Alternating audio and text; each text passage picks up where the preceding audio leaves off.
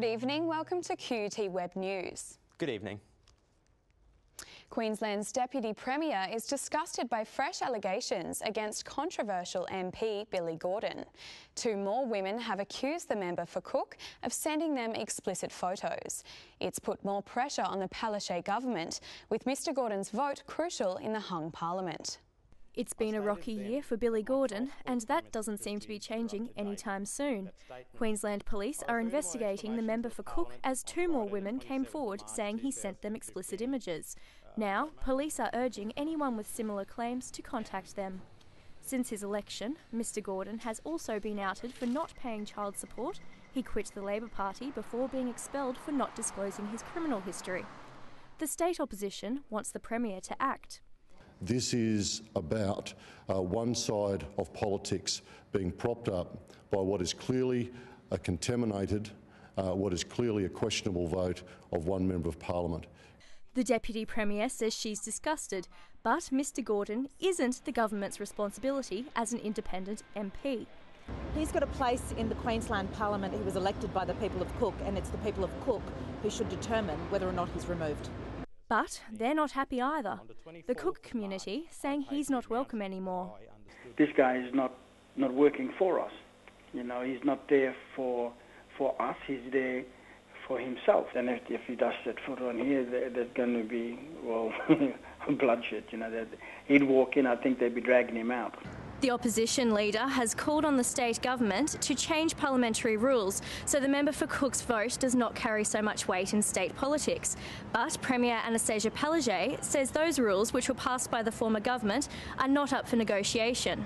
There is no plan to change those voting rules. Mr Gordon's officers were unavailable for comment today. The MP deleted his social media accounts at the weekend. Vanessa Wolfe, QUT News. Federal Parliament resumed today after a 3-week break, and the honeymoon continues for Prime Minister Turnbull. The latest opinion poll shows him well ahead as Australia's choice of Prime Minister. Today's news poll says Malcolm Turnbull is ahead in popularity as preferred Prime Minister, leading Bill Shorten 57 to 19%. But the opposition in government are locked at 50-50 in two-party terms. 62% of people also support the Liberals' leadership change, while 27% don't approve of the toppling of Tony Abbott. The former Prime Minister sat on the backbench during question time alongside former Treasurer Joe Hockey, the first time Mr Abbott has done so in 20 years. He spent question time replying to correspondence, only occasionally looking up, even as he was praised by his successor. A Prime Minister, the leader who took us out of opposition, took on the Labor Party, brought to an end the 6 worst years of government.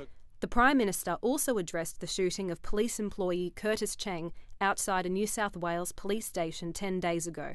Mr Turnbull says Australians shouldn't undermine national interest by labelling all Muslims as responsible for the attack.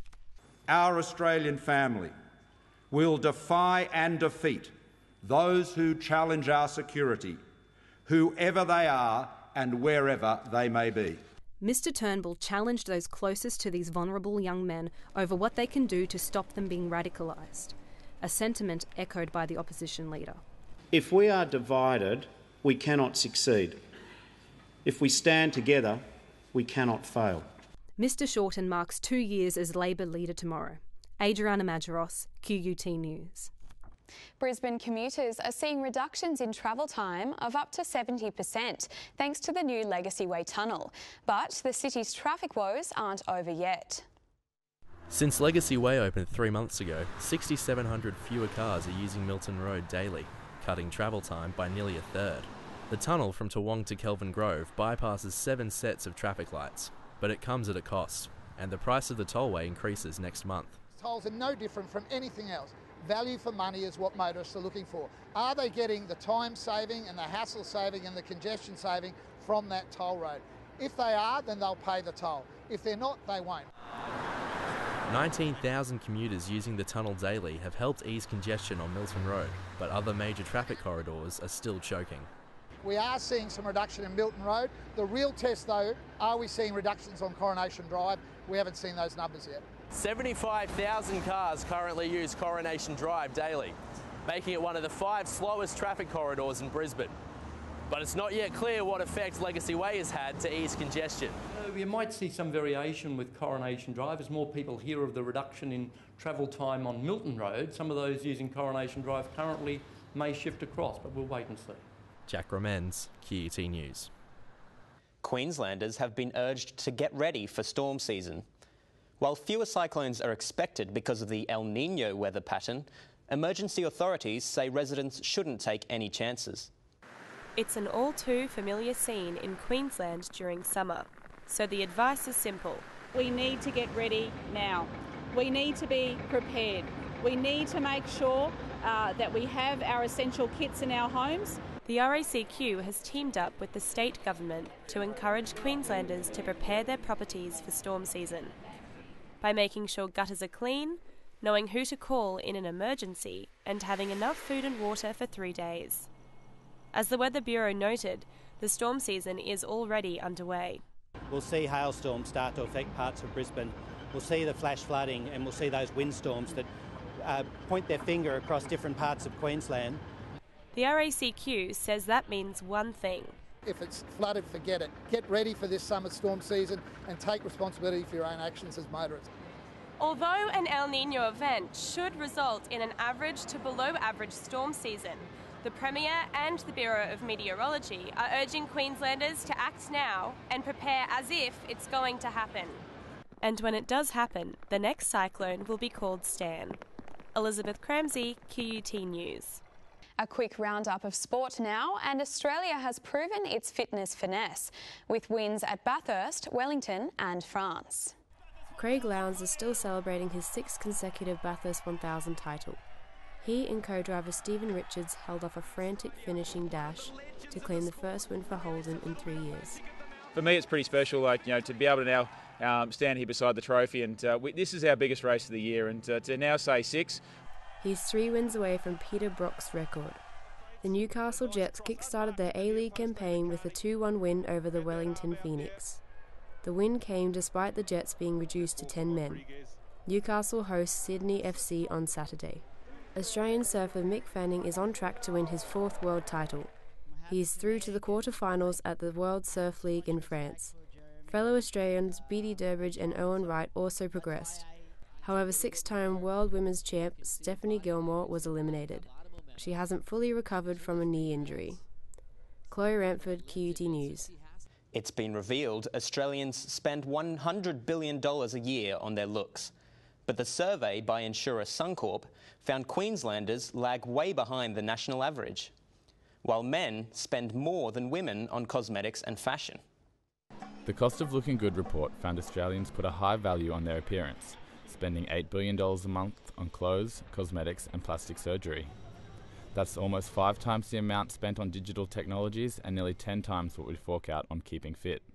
We interviewed Aussies right across the nation, and what we found was that Australians on average are spending $600 a month. However, Queenslanders are the nation's most thrifty when it comes to appearance, spending 40% less than the national average, or $350 a month. Oh, geez, we're Bogan City. I would have thought the Queenslanders would spend more, seeing as we have such a kind of outdoorsy lifestyle. Where I was saying Brisbane's one of the most underdressed cities in Australia. The report also debunked the myth that women are the more vain gender, with the report finding men are outspending women on products for skincare. Over the past 4 weeks, men spent 37% more on shoes, 56% more on hair products, and 78% more on fashion accessories. The men that did buy products spent more than women did, so that was quite a surprise. Some men were even buying makeup. Men, though, don't take nearly as long to apply it. Karavi Piggott, QUT News. Time now for a look at the weather. We started off the week in Brisbane with warm and sunny conditions. It reached 27 in the River City today. 26 degrees on both the coasts, but warming up in Ipswich, 30 degrees today. If you're heading interstate tomorrow, pack a brolly. Sydney's expecting a shower or 2. Light winds and a possible shower in Canberra. A pleasant 20 degrees but cloudy in Melbourne. 27 in Perth, but the chance of an evening shower, and possible showers for Darwin to 34 at the top there. Back to Queensland, mostly sunny tomorrow in Cairns and Townsville, tops 29 and 30.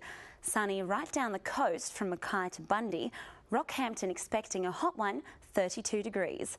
Not ideal beach weather on either the Gold or Sunny Coast tomorrow. A shower or two, chance of an afternoon thunderstorm. Finally, the 3-day outlook for Brisbane. A possible storm tomorrow and showers are expected to continue Wednesday and Thursday. That brings you up to date with the weather. And that's all the news we have for now. We're back tomorrow with more QUT Web News. Goodbye. Goodbye.